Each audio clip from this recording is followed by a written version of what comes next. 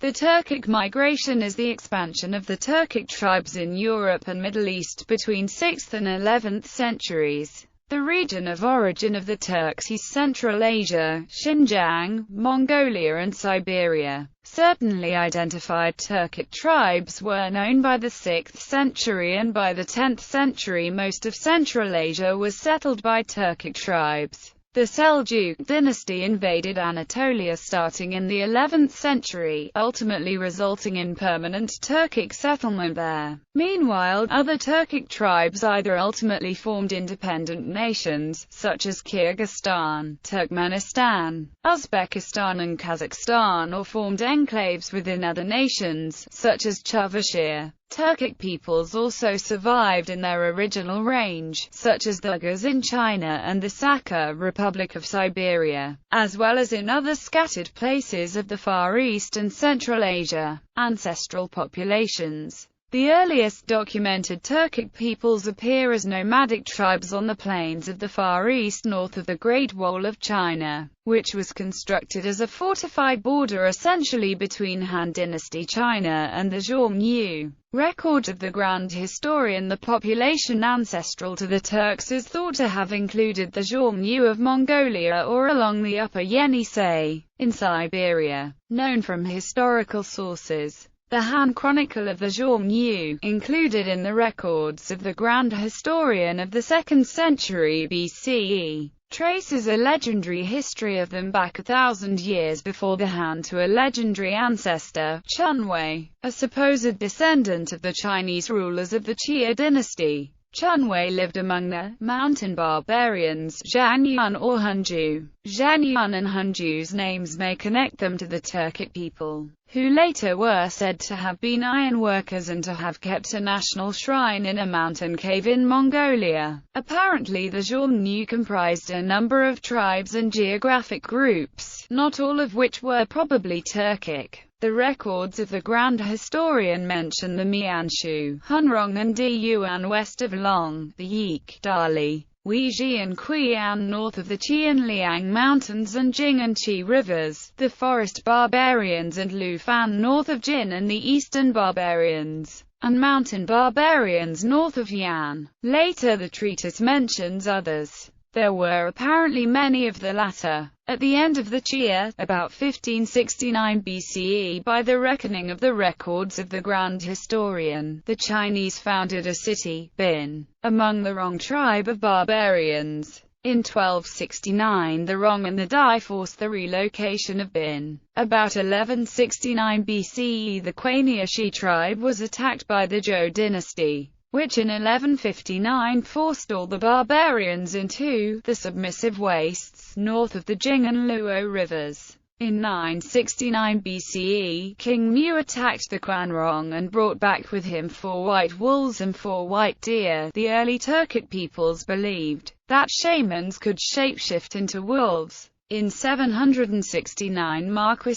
Shen of the Zhou enlisted the assistance of the Quanrong in rebelling against the Emperor Yu. The barbarians did not then withdraw but took Zhao between the Jing and Wei rivers and from there went marauding into central China, but were driven out. In 704 the mountain barbarians marauded through Yan, and in 660 BC attacked the Zhou Emperor Xiang in Luo. He had discarded a barbarian queen. The barbarians put another on the throne. They went on plundering until driven out in 656 BC. Subsequently the Chinese drove out the Dai and subordinated all the Xiongnu. Around 456 BC the Chinese took Dai from them. The Yik tribe tried building fortifications but lost him to the Chinese in this period of their expansion. Here the detail of the narrative increases as it deals with the rise of the Qin dynasty of 221–206 BCE, which is no doubt mainly historical rather than legendary. The Qin kept the Xiongnu at bay. Equestrian pastorals of the northeast. The physical characteristics of populations of speakers of Turkic language stretch across a range as wide as the land they inhabit.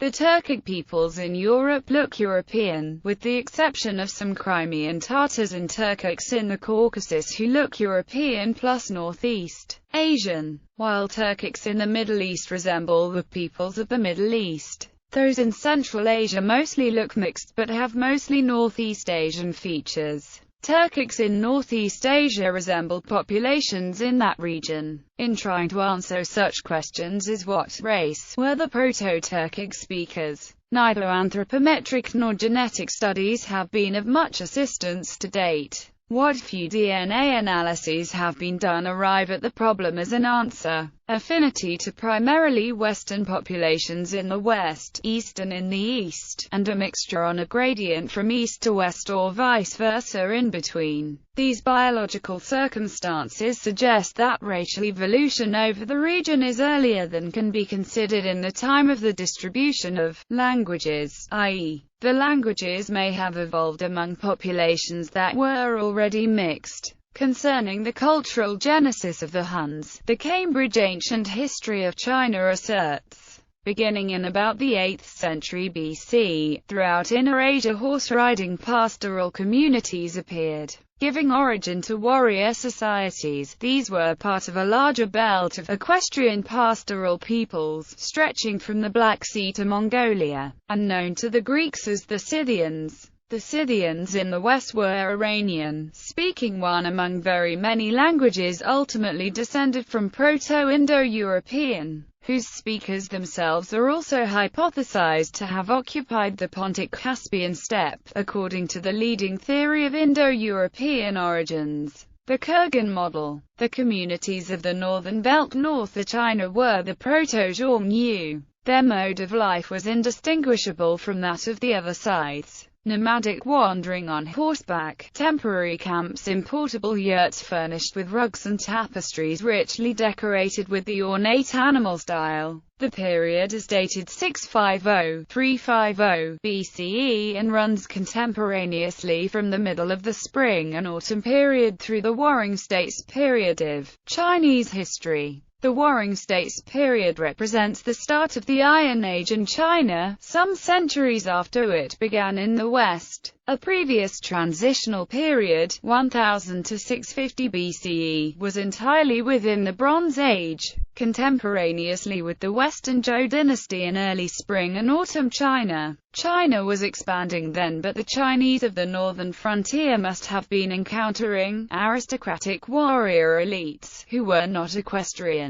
nomads but were increasingly more specialized pastoralists. Their metallurgy was the best of the region and was comparable to that in the West. The Bronze Age did not begin in this region until about 1500 BCE, again trailing the West by several centuries, which suggests that Xiongnu society was being transformed from an earlier non-equestrian pastoral phase by an impulse from the Scythians, who were reaching maximum eastward expansion along the Silk Route. From about 1500 BC to 1000 BCE, contemporaneously with the Shang dynasty, a mix of pastoralism and agriculture prevailed in Central Asia, South Siberia and the northern zone on the north of China. The population were shepherds and farmers who supplemented their diet by hunting. They were beginning to use bronze weapons. The Bronze Age began about 1500 BC. Before then the northern region was sedentary, agricultural and divided into a number of Neolithic cultures deriving from the Ordos culture, which stretched back into the Paleolithic. Racial developments are perhaps to be considered in the Ordos and language developments no later than the sedentary Neolithic. By 1500 BC both Turkic and Mongolian languages in some form of diversity or lack of it must have been in place. For more details on this topic, see Ordos culture, list of Neolithic cultures of China. An archaeological culture that can be specifically labeled Xiongnu is found over the northern range in the 650 to 350 period.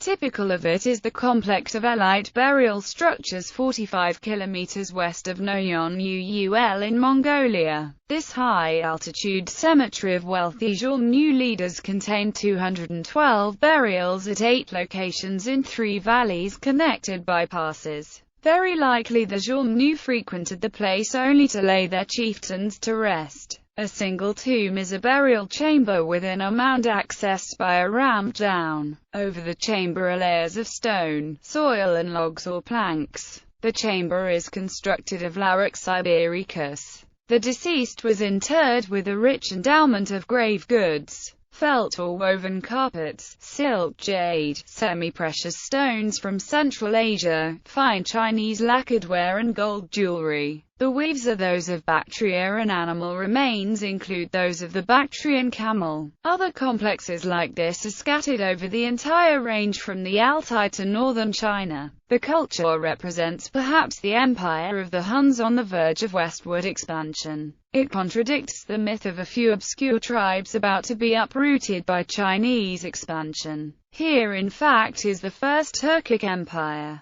Xiongnukin's campaign against the Xiongnu of 215 BCE kept the Xiongnu at bay, driving them out of and seizing the Ordos region. Problems re-emerged after the Qin dynasty. The Xiongnu attacked Shanxi of the Han in 201 BCE. Emperor Gouge of Han bought them off with jade, silk and a Chinese wife for the Shani, or leader. Relations with the Xiongnu continued to be troubled, and in 133 BC Emperor Wu of Han proceeded against him with 300,000 men. 81 years and 14 expeditions later, in 52 BC, the southern Xiongnu surrendered and the northern desisted from raiding. The Han dynasty military expeditions continued near the frontier of China, in the Han-Xiongnu War, and in 89 AD the Xiongnu state was defeated and soon ended. One especially severe round of nomadic rebellion in the early 4th century has led to the certain identification of the Xiongnu with the Huns. A letter written in the ancient Sogdian language excavated from a Han dynasty watchtower in 1911 identified the perpetrators of these events as the XWN Huns, supporting the Gein's 1758 identification. The equivalence was not without its critics, notably Otto J. Manchen-Helfin, who argued that XWN was a general name and could refer to anyone. More recently other evidence was noticed. Zhu Fahu, a monk, translated Sanskrit Huna in the Tathagatagaya Sutra and in the Lalita Vistara Sutras. Xiongnu Vasia reconstructs the pronunciation as *Zwang-nuo. Moreover, the Book of Wei states that the king of the Xiongnu killed the king of Sogdia and took the country. An event is datable to the time of the Huns, who did exactly that. In short, the name of the Huns is a precise referent and not generic. Huns. Myths of the Huns. This evidence invalidates certain academic myths concerning the Huns, who for a time ruled vast areas of Europe and were stopped from moving further west by the Battle of Chalons. Orosius has the Huns riding down upon the Ostrogoths in the year AD 377 totally by surprise, long shut off by inaccessible mountains, and apparently of hitherto unsuspected existence. Whatever may have been his reasons for making such a statement,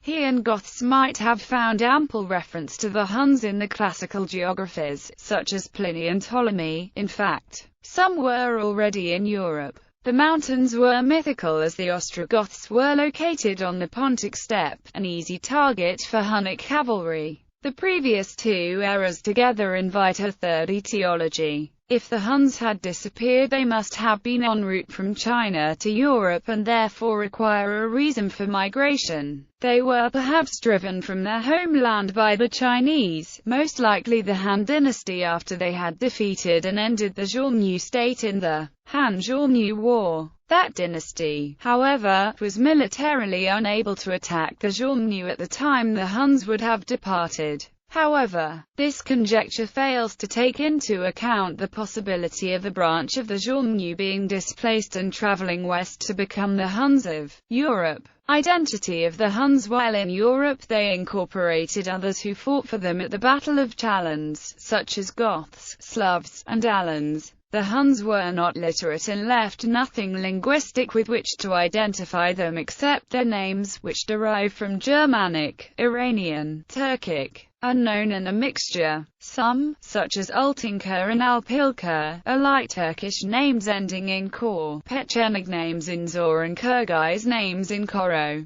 Names ending in gur, such as Utaga and Onaga, and gir, such as Altanga, are like Turkish names of the same endings. The Huns called themselves the Akatia, which Wilhelm Tomacek derived from Agacre, forest men, reminiscent of the forest barbarians of the Shiji. The Agaj area mentioned in an AD 1245 Turco-Arabian dictionary. The name Agacre occurred in later history in Anatolia and Khuzestan. Manchen-Helfen rejects this etymology on the grounds that G is not K and there appears to be no linguistic rule to make the connection. Herodotus, however, mentions the Agathasi, whom Latham connects with some early Akaterian Dacia. Jordanes places the most mighty race of the Akatsiri, ignorant of agriculture, which lives upon its herds and upon hunting, south of the Easter. A number of sources identify the Bulgars with the Huns. Another branch were the Saviri, or Sabir people. The strongest candidate for a remnant of the speakers of the Hunnic language are the Chuvash, who are on or near the location of the Volga Bulgars. Gok Turks. The end of the Huns as a Eurasian political unity is not known. A token endpoint for the Huns of the West, perhaps all the Huns, is the fixation of the head of Dengiz Ich, a son of Attila, on a pole at Constantinople in 469. He had been defeated in Thrace in that year by Anagastes, a Gothic general in the service of the Roman Empire. Various peoples continue to call themselves Huns even though acting autonomously, such as the Sabir people. According to the Cambridge History of Early Inner Asia, the last state to call itself Hunnic was the Caucasian Kingdom of the Huns, visited in 682 by an Albanian bishop. Many of these peoples were Turkic, but meanwhile other coalitions leading to explicitly named Turkic empires had been forming on the original range of the Xiongnu.